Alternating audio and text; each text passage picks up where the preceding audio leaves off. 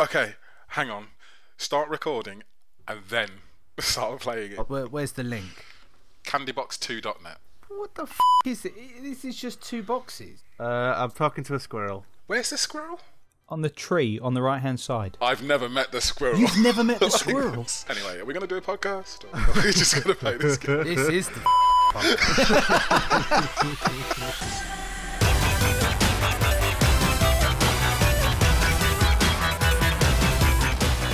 Hello and welcome to the February edition of the AVForums Gaming Podcast. It's a special Valentine's Day edition. Hopefully you've all received cards from your crushes, maybe even a few extra ones, just for a nice little ego stroke. Joining me on the podcast, as always. Oh, hang on a sec. How are we going to do this? Is it possible to find the winner from this game? They're doing lollipops per second. I think it is. Right, lollipops per second. Okay, yeah. So hang on a sec. Niall, I don't think you're competitive at this stage because you just. I've been playing it for about 5 minutes. Yeah. 5 minutes. Okay, so joining me as always is Nial Gill. Hello, Niall. Hello, Steve. He's slightly confused over there, but curious as well. It's it's a bit of a weird game. The secrets of this game. What was it called? Candybox 2? Yeah. Or just Candybox 2? Was there I don't remember Candybox, the original. There was an original. Right. I haven't checked it out, but Candybox 2 is pretty addictive. As 2 sort of improved in certain areas, graphically, probably. I doubt it. It's got the depth that I hope Destiny 2 will have. This is so true. It's actually got more depth than Destiny. Also joining me on the pod with 300 lollipops per second is Leon Matthews. Hello, Leon. Good evening. So were you of the vibe that 300 per second was a pretty beastly score? I mean, I kind of thought it was going to be reasonably decent, but then Mark, as I kind of thought he would do when I suggested the game, kind of got into it, I think, and he's probably going to blow me out of the wall with some ridiculous number. Yeah, I think we've all picked up on Mark's swagger. Anyone like to hazard a guess at how many lollipops per second Mark is currently rattling out? I don't want to think about it. I think he's like 638 or something. How about 4,500? What the? Oh my 4,500 per second. I'll give you youngsters a tip. Go into the ocean. You should explain what the game is so that people can understand what we're talking about. We do. If we haven't lost all 4 of our listeners by now, it's a real stretch. So, Mark, give us the lowdown on this curious little game. It doesn't look like much when you first log on. The URL for anyone that wants to check it out is candybox2.net, correct? Yep. It just kind of plays out like a little kind of text adventure. Very, very simple, just made up of kind of, lines of letters and the like and symbols. It's very weird, and it's got lots of kind of different inventive ways to get you to interact and to just see these counters keep going up. It is that kind of aggregator type game of just seeing a number get larger and larger. But there are puzzles in there. There are different characters. It's genuinely, I think, a work of genius. I really do love this game. But when you say characters and puzzles and stuff, it almost sort of suggests that it's this rich, atmospheric world that is created, which isn't untrue, but it's definitely probably not what you've got in your mind's eye, is it? Look, the interaction is minimal, but it's surprising what a kind of screen just of little symbols can actually house. I mean, Leon didn't know the squirrel was in the tree till we told him. Yeah, I mean, I've long since suspected that most of our listeners jump through this whole section. I don't think anyone ever plays any of the games that we ever play. But I implore you, listener, if you're ever going to buck the trend, this is the game. Guys, Microsoft made a big announcement about Windows 10 a couple of weeks back. Lots of interesting gaming tidbits in there. Guys, are you all on Windows 8? Are you excited about a leap to Windows 10? And of course, it's going to be free. Yeah, I'm more excited now it's free. I haven't really updated my machines from 7. I seem to be quite happy. I'm still on 7. Yeah, there's no obvious reason to move. But can you see yourself, Mark, making the leap to 10? Probably not, because I tend to use a Mac for a main PC. But if it's free... Why not? Leon, what were the key gaming features announced in Windows 10 that might be of interest to our listeners? I suppose top of the bill was game streaming. Not the way that you're thinking though. You can stream Xbox games to PC, not the other way around. And it's only on your local network. So if you have an Xbox One in your living room, you can stream it to a Windows 10 device, so Surface tablet, Windows 10 laptop, or maybe a really beastly Windows 10 machine with a massive graphics card and loads of RAM and lots of extra cores. You could just stream your Xbox One content over in sort of 960p and just sort of revel in the technological seems reasonable, right? Smugness. Why wouldn't you do that? Isn't that why you bought such a powerful machine for? I mean, look, PC users been streaming stuff around the home for a while now, or at least had the option with Steam. I guess this is a cool thing. Definitely gives Xbox One owners some options, and I guess you can build like relatively sort of cheap client PCs for this kind of thing. I was going to say, what kind of machine are you going to need for this? It's going to be barely anything really. It's going to be pretty thin, I think, because it is just going to be pulling the stream and then your inputs, and that's it really. I mean, you get like really tiny little PCs these days, like the Intel ones that can be sort of mounted behind monitors and stuff. It could work very well. Yeah, it's useful, especially if you've got people using the main console and they want the Xbox One to be, you've got your TV into it and everything. So in theory, the whole family's going to be using it for watching TV. So your gaming time is going to be cut off. But if you can just pass that off to a second monitor somewhere else, on your lap, on your Surface Pro, or on your Windows 10 phone, then maybe that's a great idea, a great compromise. It definitely feels like they're kind of making the right steps. I mean, I know we're kind of a bit derisory of Windows 10 mobile, or whatever it is, Windows Mobile these days. I know James has got one, but none of us others would be seen dead with one. But there's definitely some kind of unification and kind of more insightful and innovative plan for their products going forward. If you could clip a phone onto like an Xbox One pad or something like that, they would arguably trump the Vita's streaming,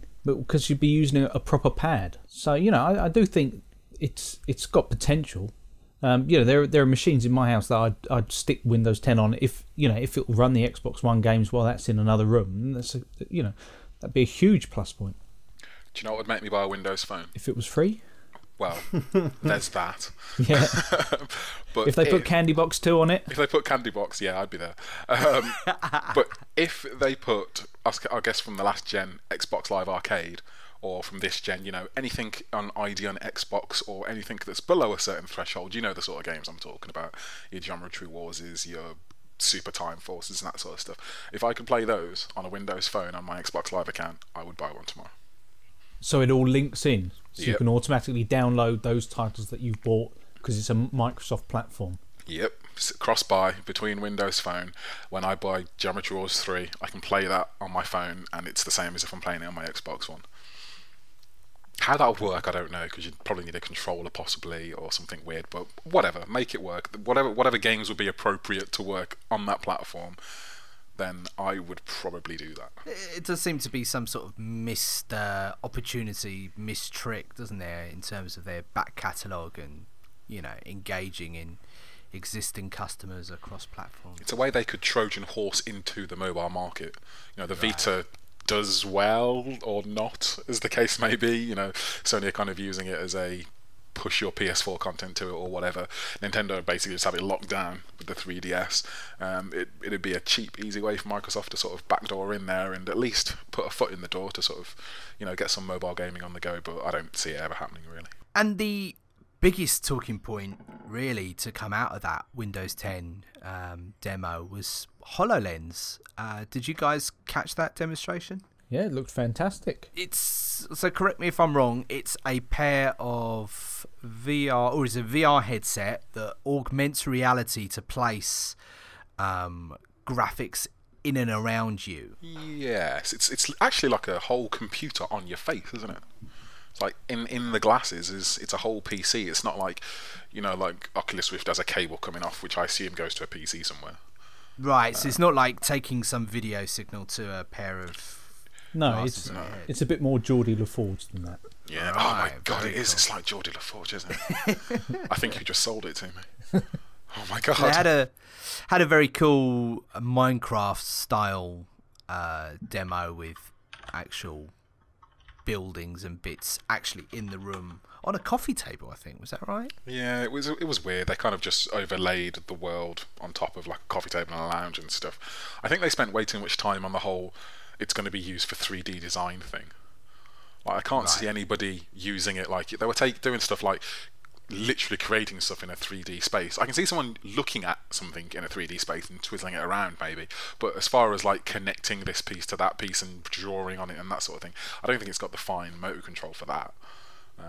But I guess it could be useful to realise something in 3D space in a fairly quick and easy way.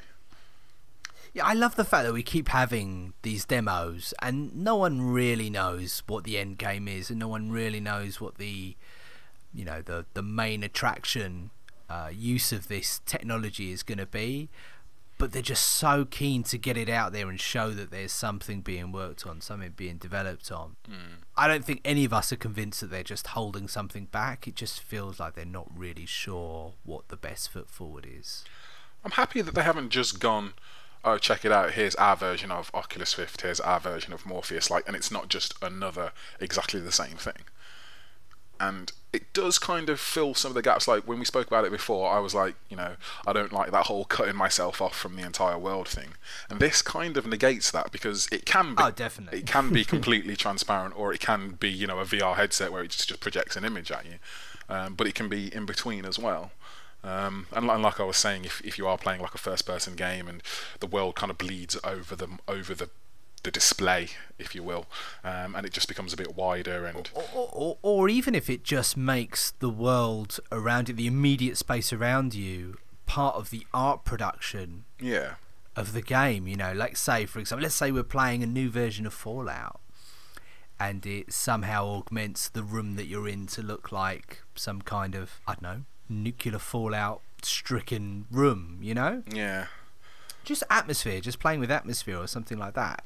Yeah, it would be cool. There's a lot of, you can see a lot of like blue sky thinking going on somewhere, where they'll be like, oh, you've got a box in your lounge, but then when you click on it in the game, that's a box which holds all these items or something, and it's, they've overlaid something over the top of it, and you just kind of, is that going to work, or is it all just kind of... It's smart, but there have been so many smart ideas, and ultimately, things like latency end up kind of crippling them. If there's so much as a kind of milliseconds difference between when you think you're moving something and when it actually moves, or the little air tap gestures, it looks good for designing. They showed the lady sticking kind of shapes together and that kind of thing and spraying things. It's good, but when you look at it, the first thing that comes to my head is you would be so much quicker if you were doing that in a dedicated program on a PC. Yeah. You could be scrolling around those shapes so fast. Is there anything, some kind of complexity there that you have to see it as a three-dimensional shape in front of you? It's novel, and I like the idea that it's kind of rising alongside things like 3D printers coming to the fore, and so people can design different things, but ultimately it's still kind of replicating programs that you already have. You need to see something ultimately kind of totally unique for this.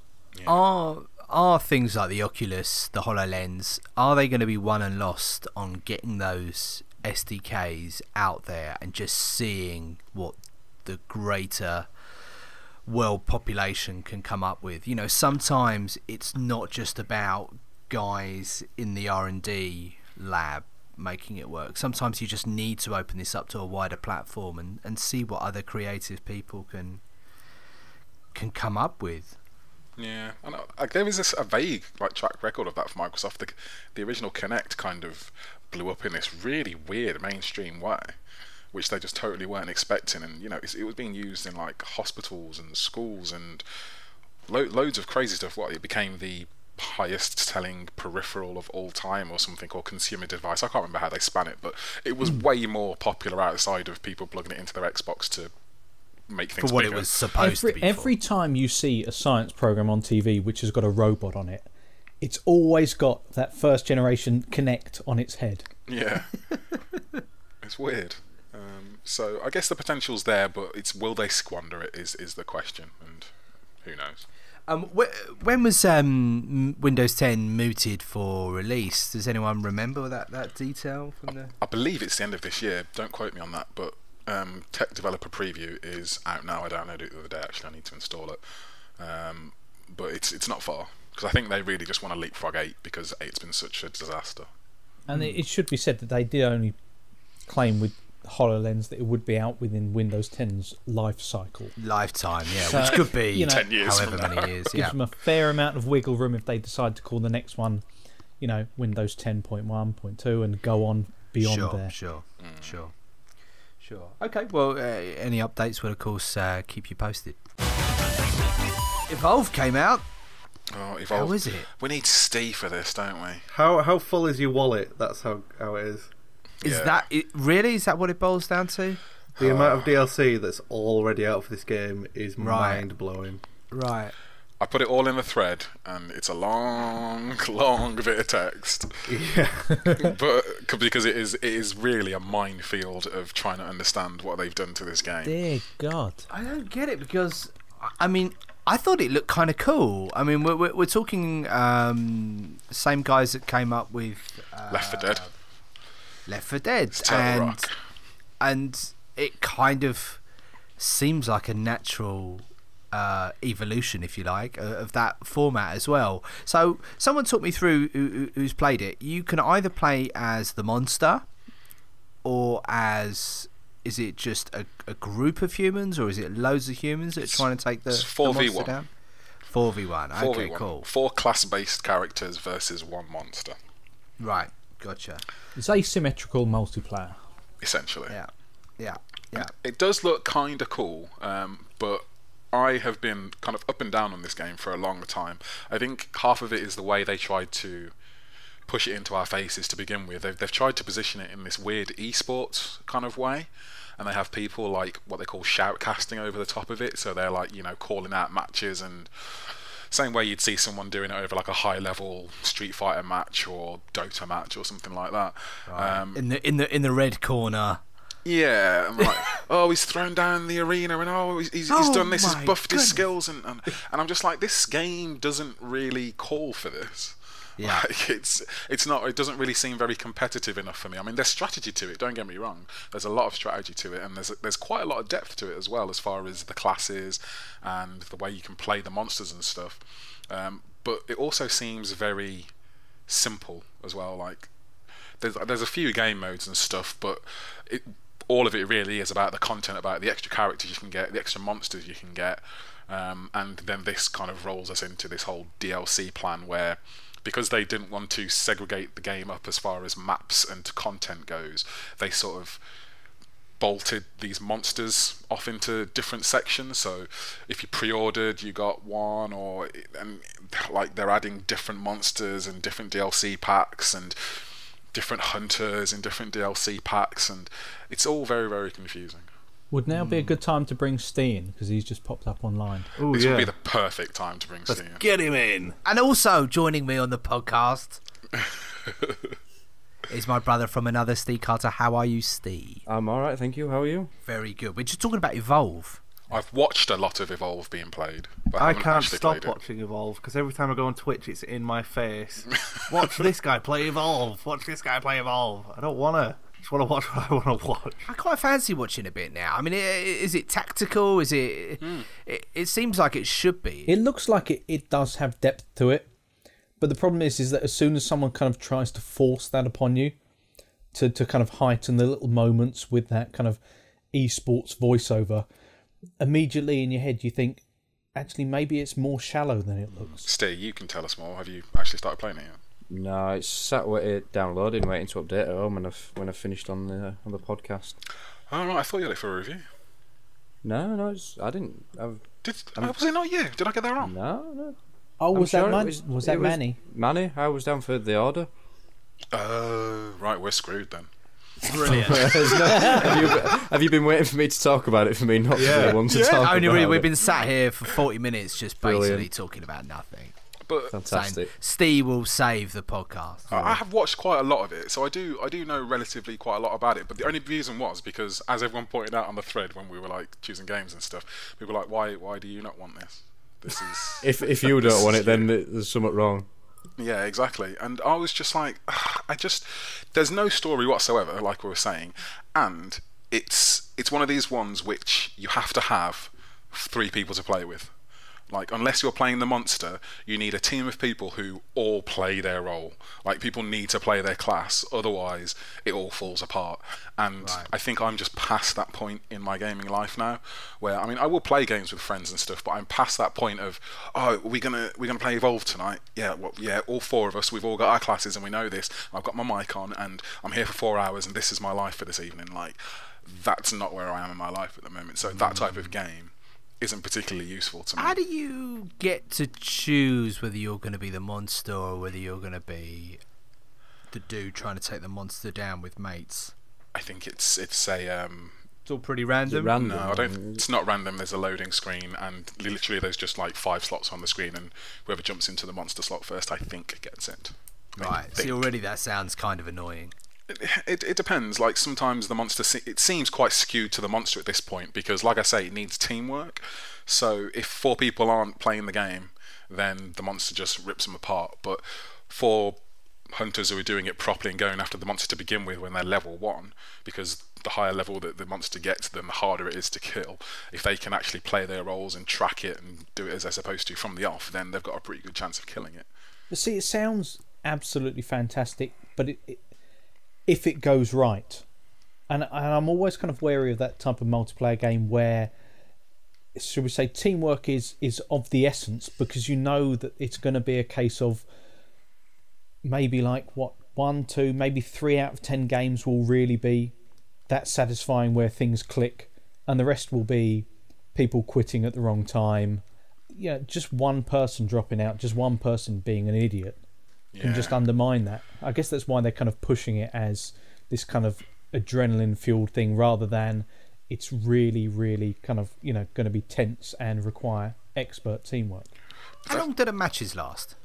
A reasonably long time. I mean, the ones that I watched were talking like 10-15 minutes or so. But the problem is a lot of it seems to be chasing the monster or the monster's running away. And like you say, I think what's really smart about it is actually really integrated. So like the classes, you would design your team not just on your own. You would design it as a group of 4 people. So there's one gun that the support guy has which can shoot through walls, and then there's another person in the team can tag the monster so that you can see through walls. So if you 2 choose the right skills, one can tag through a wall and the other can shoot through a wall. There's a lot of interplay between the classes like that. But like you say, if someone wanders off and goes AFK or just doesn't like it and disappears, and that's a massive hole in your team that's gone away. There's one, the trapper puts an arena down so that the monster can't get out of a certain area. If they don't do that right, then it's a lot harder. So like I say, it's a very team orientated game. So if you don't have that, then the only appeal really is playing the monster, from what I can see, which does look very good if you can do it properly. It sounds perfect though if you have got a group of people who, are going to be into that, if they're going to commit to it. Because I think Manny wrote the preview for this, and it wasn't on my radar until he did, and he came back. What was it? Was it from Gamescom or something? Absolutely raving about it. Yeah, I think with a team, I think it's the perfect. Like, if you like Left 4 Dead and you've still got 4 boys you can roll with, then like this is your jam. Like, seriously. But if that's not how you're playing games these days, then I thought you'd be into this. Yeah, no, it's been on my radar. I mean, that's really why I was so keen to talk about it, because I thought it was going to be my first must-have game of the year. And actually, to be fair, looking at some of the reviews that have come out recently, I think the releases have kind of stepped up a notch. I mean, we've got Zelda that we're going to talk about soon, and Dying Light as well. These are all games which I've actually felt quite tempted to pick up. So already we're looking in better shape than 2014. So. Mark, should we move on to Zelda? You wrote a really in-depth review that I was enjoying this afternoon. I feel quite tempted to pick up a 3DS. Yeah, I think that's absolutely it. I think they've been smart launching it alongside the new 3DS, because you need something like that. You need a kind of meaty experience. You can't just have, just some kind of, the latest game. You want something that will be, a stellar title, and that's Majora's Mask all over. Yeah, I didn't play masses of the original, but the games have always been, the Zelda series have always been brilliant. I mean, where does it rank in the series of Zelda games? Oh, it's a tough one, simply because it's kind of, it's a slightly alternative type of Zelda. It's in the sense that the atmosphere feels a little bit darker in places. It's kind of got the clock system there, where it's a race against time. I probably didn't enjoy it as much as maybe Ocarina of Time, but it's aged spectacularely well. I think I've heard some people say that it hasn't aged that well. I would completely disagree with that. I think at the time it was, very much a risky kind of game design. Right now it's like an absolute breath of fresh air with the kind of sequels that we're getting at the moment. This was a core staple of Nintendo's whole catalogue. They were willing to put out there with something, a gameplay mechanic that could potentially completely polarize opinions. Tell me a little bit more about the console as well. It's a new release. What's the improvements? What's the main draw here? The main improvement, I looked at the 3DS XL, the new version of that, because that's what I've got at the moment. Main improvement, obviously, is the little C stick, which is this little analog nub on the right hand side. Takes a while to get used to, simply because you're kind of almost acclimatized to using twin analog sticks to kind of move around with the camera on the right stick. With it being a little nub, it's like on the old IBM ThinkPads, so it's a case of pressure rather than actually feeling where it's moved to. But once you get your head around that it's more of a kind of pointer to move the camera rather than something that you're always shifting all the time, kind of in tandem with the left stick, then it proves absolutely vital, particularly for games like Zelda. I've also been playing the latest Monster Hunter, and it just kind of opens up the games that little bit more. I'm just seeing how much they are. They're about 180 quid out there, I think. The XL one's about 180 and the small one's about 140, 150 or something like that. I think the small one, is about 140. I know the XL's, that's 179.99, because I've been looking at that. And if Nintendo could work out some way to actually sort out a proper transfer system, so you've got an online account rather than one kind of tied to a console, that would make it so much easier for upgrading. They're still out selling them with a bloody charger, are they? No, they're not selling them with a charger. What? When will they ever learn? I can understand the logic from the old one to the big one, because you upgrade, you might keep the charger, but with this one, I know it's a bit cynical, really, to say, we'll get an extra tenner out of them. A bit cynical. Yeah. It's like selling an iPhone without a charger. Just a piss take. Let's call it what it is. Piss take. Well, the argument is that most of the people kind of buying these things are upgrading from a previous version anyway. Oh, come on. Don't let them have that one. No way. But once they've broken that chain, I will have a charger. I'll trade in my a XL. standard USB cable that you can connect and charge? No. It's a specific one. There you go. Oh my god. But see, That's ridiculous. But Really I cheap. own an XL, which didn't come with a charger, so I bought a charger separately. So now I'm going to trade in my XL. I will have that charger, and so therefore, that's the way. At some point, they decided to kind of break that chain, but in the kind of short term, it is going to seem absolutely ridiculous. Yeah. What are you saying that this is a brighter future for us all, not providing chargers? Consoles without power bricks. No, I'm saying that I've got a box full of chargers that Where do we draw the line? Broadly the same next thing. Next thing you do, you buy a television, no power cord, No a remote. car, no car keys. Well, I tell you, on the point of a television, how often do you buy a new TV and it comes with a new RF cable? Who doesn't have an RF cable? when they bought their TV, you know? Who's buying their very first TV? Do you know what? I must say, you got me there. Steve, you reviewed Dying Light. Yes. On the PC. I did indeed, yes. This is another game which I feel tempted to pick up. Yeah, I mean, anyone who's been following it, the only way to get the game at the moment is by download only. That's on PC, PS4 and Xbox One, because someone somewhere has monumentally cocked up with the physical copies. How this has happened, I have no idea. There's just some sort of manufacturing problem where they won't be out till the end of this month. So that's already suggesting that there's something dodgy going on behind the scenes with that. But it's by the same guys who did Dead Island, which doesn't instill a lot of confidence in some people. Given that I didn't mind Dead Island. it were all right. I despise Dead Island. Really? Janky. Did you really? It was was awful. buggy as hell, and I mean, It was The horrible. combat wasn't nice. It was so boring. Nothing interesting happened in that game. And it was trying so hard to be like Borderlands, but kind of a half serious, half goofy Borderlands, and it was just so bad. Yeah. Yeah, so they've kind of moved on now. So they're trying to take a more serious, and I say serious in a sort of quotation marks, look on the zombie apocalypse genre now, which I think is getting a bit old. But they've moved on. They're trying to make it a bit more serious, which in many ways it is.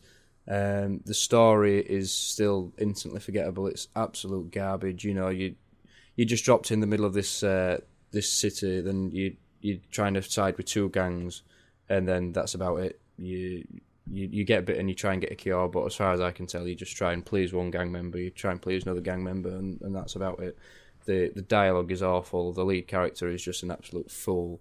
He's trying to appeal to all the dude bros out there, but it's just nothing. There's nothing there.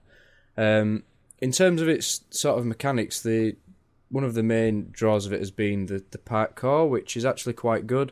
So it's a bit like Mirror's Edge in a way. So you're leaping over cars, ledges, jumping from buildings into piles of rubbish to safety to get away from zombies which can chase you, which is quite nice.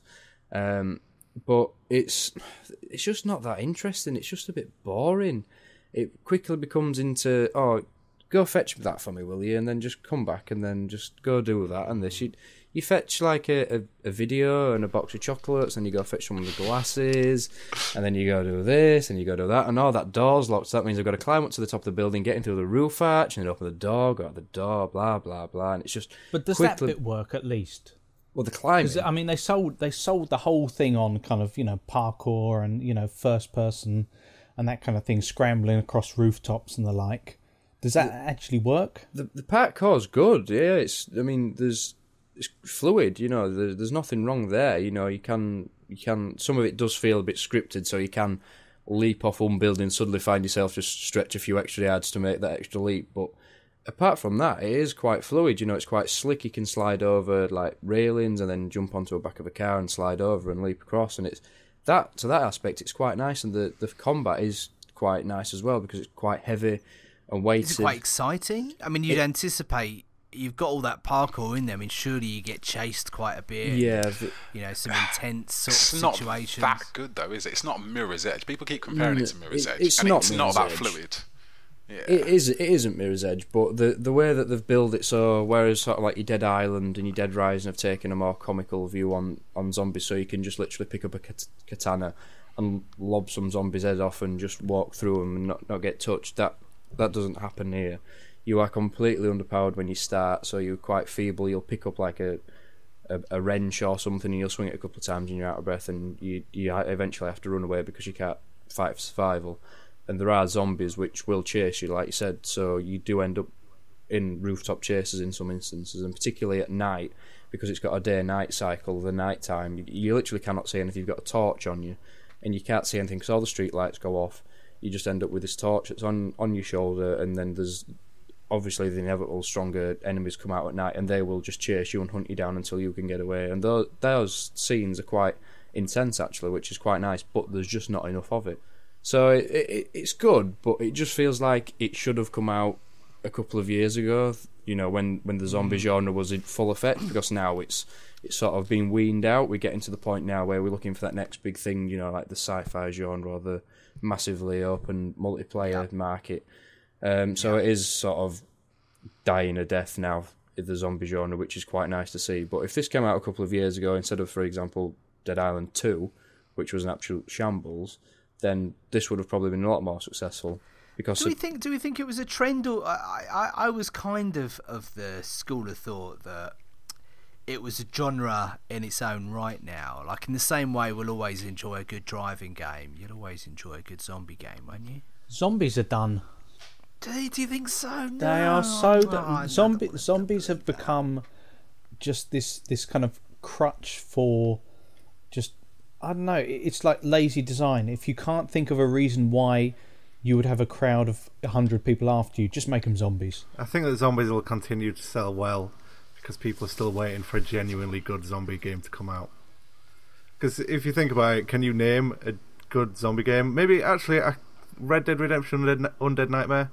I think that's the only good zombie game I've ever played. How far are we going back? I mean, Resident Evil, surely. Yeah, I loved Resident Evil. But that's more of a survival horror. If we're talking about zombies as in like modern zombies, it's just because if we're talking about zombies as a genre, then maybe Resident Evil's alright. But would that be survival horror? Because that kind of Last of Us. They're not zombies. Then you get into the point where what's a zombie and what's not a zombie. Yeah. Because I think actually, in a way, The Last of Us, they're closer to a true zombie game than anything else. Because most others, particularly with the fast-moving zombies, all you're basically doing is saying, how can we find a way that you can kind of, you know, kill 10 people, you know, run them over with a lawnmower or hit them with a flamethrower, and that you can do so in a completely guilt-free manner. Make them zombies. Doesn't matter. Yeah. You know, you couldn't do that if that was a crowd of people. And you know that deep down, that's ultimately what someone wants to do. When they say, fire, you know, chuck a grenade into a room packed full of people. That's a bit wrong. They're all zombies. Brilliant. Oh, yeah. That's fine. It's fine. Fantastic. They're not people anymore. GTA does it anyway, so I don't see what the problem is. But this is a new drama actually that we could talk about, that Hatred game. If anyone's been following that. Hatred? That Hatred game. Have you not heard of this? Nope. It's a civilian. It's a game where you play as like an edgy sort of 20-year-old man who's greasy and wears like trench coats, and he hates the human race, and you have to go around and kill civilians. So it's no Russian the game, is what we're saying. Yeah, essentially, it's like can you remember Postal 1? It's sort of like it's that. Right. So it is just go around and kill civilians, and there was a huge to-do about it, saying it's immoral, we shouldn't be allowing this sort of game to get developed. Well, they're kind of because right. it encourages violence. It was pulled off of Steam, and then Gabe Newell emailed the developers personally and said, I'm sorry we did that, your game's going to be on Steam. And it's still a big talking point, should this game be allowed to be made? And then that argument got brought up. It's an issue that we're shooting civilians, unarmed people, but then why, if these people got turned, their skin got turned green and they shambled around a bit, it'd be fine. Is that the aim of the game, though? Is it literally... The game is literally, as far as I know, because there's not much released about it, they've been trying to ride on the coattails of controversy a little bit, and it's been doing the marketing for them. But as far as I know, the aim of the game is to go around and just kill civilians. Okay, well, that's a bit wrong. It's pretty obviously. Yeah, but can you? This is the point. Can you get away with it so long as you don't make that the aim of the game? If the aim of the game was to get from point A to point B, but they happen to fill everywhere with civilians and give you an arsenal of weaponry, You So just GTA. happen to shoot somebody in the head. GTA doesn't. Yeah, GTA never says that's the point of the game. Payday, But isn't that that's what everyone same- does. Payday, exactly. Payday definitely gives you that option to start killing civilians for absolutely no reason. And it's that thing. But then I'd even argue just killing policemen just so you can get away is kind of nasty too. Well, right? Payday is just basically a policeman murder simulator. you just Give me my money. and I love it. And I've played about 300 hours of Payday 2. I absolutely love that game. Right. But it is. It's just like. Has it made you want to policemen rob a are zombies bank? in that game. It has, yeah. I reckon I'm fully capable of it as well. I need a mask. I need a shotgun. little pea shooter, and then I can do it. All you got to do is tie people up really quick, and then that's it. And then you've robbed a bank.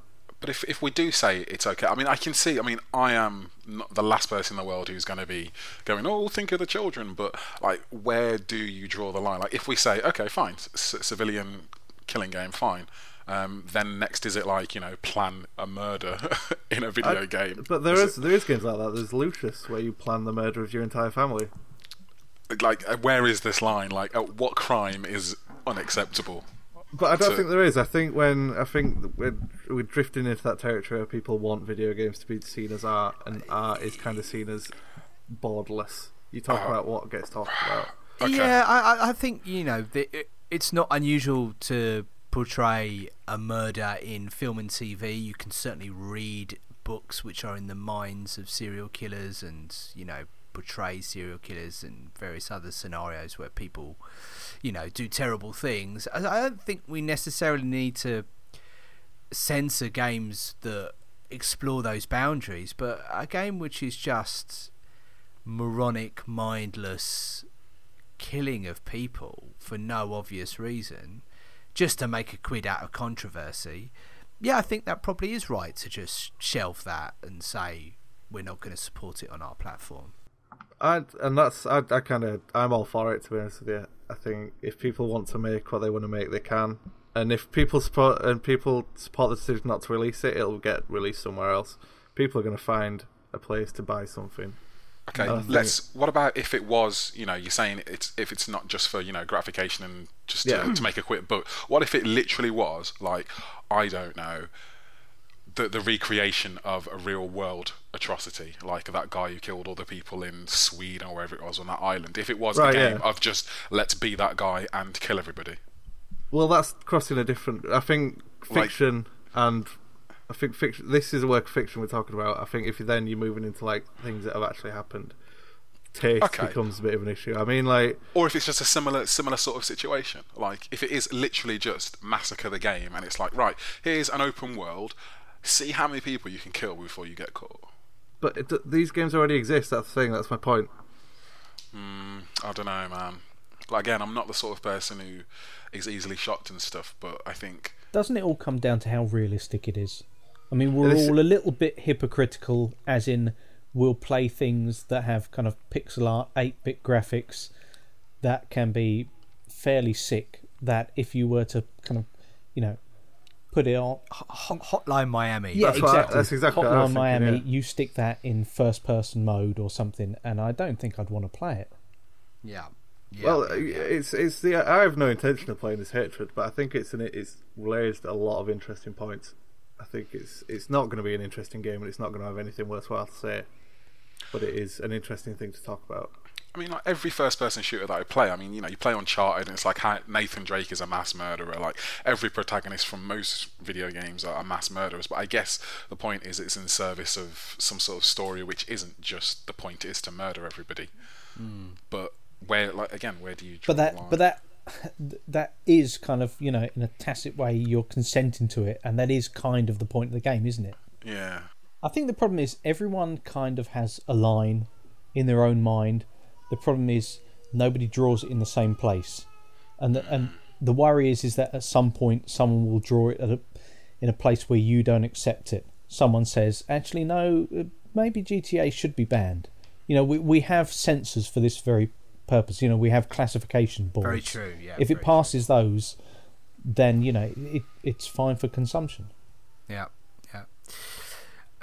Listen, I want to apologise. If you can hear a screaming baby, I'm wondering. She's okay. I just promise ignoring you.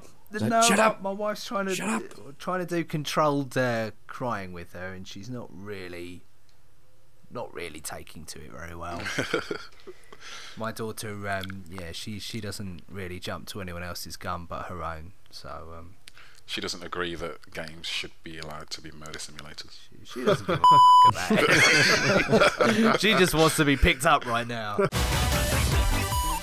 few other things on here. We got something about the Hardline Beta. Is that interesting? Is that something I haven't played it. I played the first beta when it came out, and it was absolute garbage. So I've got no interest in this. It was awful. Yeah, I played it and I didn't actually like it either, which is weird for me because I kind of like Battlefield, but it was just kind of some weird rebranding of Battlefield, which I think they should have just skipped and said, we'll come back to Battlefield 5. They should have just taken a year off. How did they mess it up so much? It's like a cheap payday. It's really weird what it is. I have no idea what it's supposed to be. It doesn't even make a lot of sense, really. It's like, I've got no idea. Why do the police have helicopters and RPGs and Yeah. America. yeah, pretty much, yeah. It's a little bit, and then I don't know. A lot of the game types, like, there's just conquest in there. It's like, why are we playing conquest as cops and robbers? And yeah, there's some interesting stuff where you have to take control of high-speed vehicles and stuff over the map and drive around and shoot out of cars and stuff. But do you know what it made me want to do? It made me want to go and play Battlefield. But it's back to that thing about zombies being kind of, just skinned people. They've just found some way to set a war in a kind of, an urban setting. Just basically saying, well, cops and robbers, that vaguely kind of fits with what we're doing. They must have wanted to put it in a Western setting, but not have been able to be brave enough to put it in any other context than cops and robbers. That's the only reason I can think of it. They could have gone really, really off the wall. Just choose a different profession. The postman. Postman against who? Postman versus milkman. How's he going to throw letters at people? It does seem like DICE basically. There's a lot of people in office somewhere who are like, can we not make Battlefield anymore, please? Can we I've got this other idea, and someone's like, no, make Battlefield. And they're like, use the idea to make Battlefield. but I've got this other idea. Can it be made in Battlefield? Well, maybe we'll make it in Battlefield.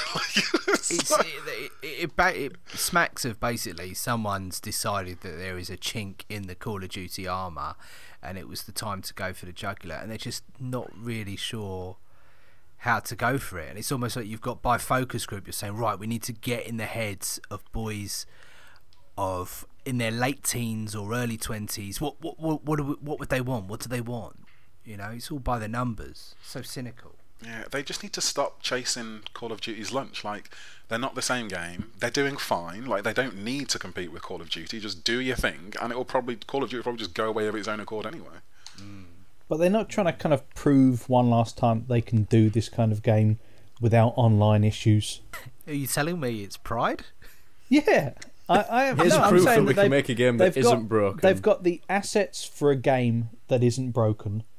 They've done most of the work. They released it too soon. There's no way really to salvage that back. So you've got to kind of put a different skin on it, sufficiently enough that it's a different game, but prove to people that, your netcode is going to work there. Here's the proof, and it's £40-50 for the privilege. And it kind of worked. The beta was like the most popular beta of all time. 6 million people played it. Really? Yeah, it's been super popular. Wow. Battlefield is a big franchise. People like Battlefield, and people have short memories. I really want another Bad Company. I think a lot of people do. I'd love another Bad Company so much. It's because it was a decent version of Battlefield. It actually had some character behind it. Like, it was actually a campaign and characters who mattered. Well, this kind of leads us nicely onto our next quick topic of conversation. Leon, any update on the Master Chief Collection? Oh my god. The Master Chief Collection. Wow, Bungie. It's not Bungie anymore, it's 343. God. Well, they were going to do a beta for a patch to fix the Master Chief Collection. How does that work? We're going to do a Is beta that a real thing? for a patch. Yeah. This sounds like satire. Is this a thing? Oh, I'm not even half done yet. It's just getting started. They were going to do a beta for a patch, which was going to have all sorts of improvements into it. And then recently... Did you have to buy something to get in on the beta? I don't think so. I think you had to be on the Xbox preview program. Right. Was the criteria. Okay. But then recently they've come out and gone, actually, no, we're not going to do that. We're just going to put it out and test it internally like you should do anyway. And hopefully it will fix everything soon. Please be patient. We're sorry. Any news on the ODST yet? Oh, no, they just said, we'll give you ODST sometime in the future. Yeah, they just went, shut up, we're giving you ODST, go away. So, yes, that is coming as a make a good. Master Chief Collection is still rather broken, which is just insane. I mean, I don't even know how people aren't being sacked over this. But there it is. See, this is why I worry about Halo 5. Well, this is what I'm saying. I'm just waiting for Halo 5 now. that's it. I don't care really anymore. I'm just waiting for them to do that, because the beta was okay, and on the back of this they've come out and said, right, from the beta, here are all the things that we're going to change in Halo 5, and it is a list as long as your arm. It's and really this is off the back of fan feedback or data that they've collected, or both, and it's Right. super in depth. It's almost kind of like a look, we can do this. Honest. It's down to we're going to make sprinting 20% more this. We're going to buff this weapon by this percentage. We're going to debuff this weapon by this percentage. We're going to make jumping this much more. You know, it's really detailed sort of improvements and tweaks and adjustments to the beta feedback. So They're tweaks, but surely it's the long term that you'll know whether they're actually improvements. Yeah, totally. I guess they're just willing to show that they're actually listening to fan feedback and are still good at doing this. But that sounds very much like one of the kind of Bungie Destiny, change logs. As soon as someone starts saying, well, I've got a few problems with this, there's kind of a dozen things they change, and as soon as that's changed, it starts this kind of weird domino effect. If they're going to kind of stop testing it after that point, I don't hold up much hope they won't annoy people in the long run. To be honest, all I want to work at the moment is for when I click join match, I can join a match within like 60 seconds. Like, it's a really basic requirement. Seriously, like if I want to play Halo 5, I want to be able to think at work, I'm going to go home and play Halo 5 tonight, and actually be able to do that. Like, that's the base requirement I have, because right now, Master Chief Collection, am I going to play it? I don't know. I could spend an hour looking at matches. I could spend an hour trying to get in. It's just, I might not even actually get to play the game. So I just want it to work. So hopefully that will be the case. Maybe that's the game. Maybe trying to get in. Maybe it's like Candybox 3 or something. And it's just, how many times have you clicked join match? Yeah. 15th time you can throw actually controller to ground. So yeah, 343 fighting for their life right now. Fellas, massive thanks for joining me. It's always a pleasure to sit down and chat games with you and other shit once a month. Reviews and other bits and bobs will be coming out throughout the month, so I suggest you swing by the website, listener, and take a look. If you'd enjoyed the podcast, please swing by iTunes, give us a rating. You've also got the weekly podcast with Phil, Steve and Mark and Ed. Highly suggest you seek it out and check it out if you haven't already. Best place for all your AV related news and other conversation digressions as well. Huge thanks to Mark. Cheers, Steve. It's been enlightening. Huge thanks to Leon. See you on Common Projects. Massive thanks to Steve. Cheers. And a high five to my main man Nial. Oh, thank you. Good night. Thank you. And we will catch you all next month.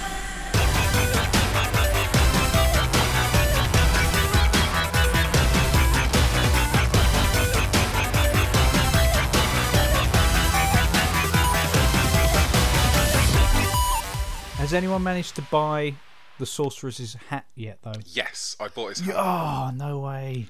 I bought the cauldron, I bought the hat. But that's like, what's that? It's 1 million candies. That's that a billion lollipops. Ah, it's not. It's 1 million candies. To buy the hat? Yeah. The Sorceress's hat? Oh, the sorceress's hat. Oh, I thought you meant the vendor's hat. Phew. No, I've got a bet. I'm not rolling in a hat. I've got a crown. I'm using the Octopus King crown. Christ.